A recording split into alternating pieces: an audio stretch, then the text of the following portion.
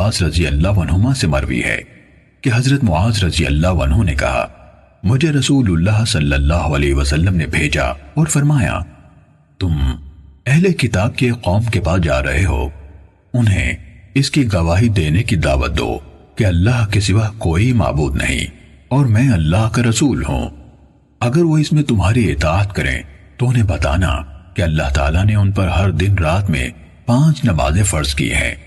اگر وہ اسے مان لے تو انہیں بتانا کہ اللہ تعالیٰ نے ان پر صدقہ یعنی زکوٰۃ فرض کیا ہے جو ان کے مالدار لوگوں سے لیا جائے گا اور ان کے محتاجوں کو واپس کیا جائے گا۔ پھر اگر وہ اس بات کو قبول کر لیں تو ان کے بہترین مالوں سے احتراز کرنا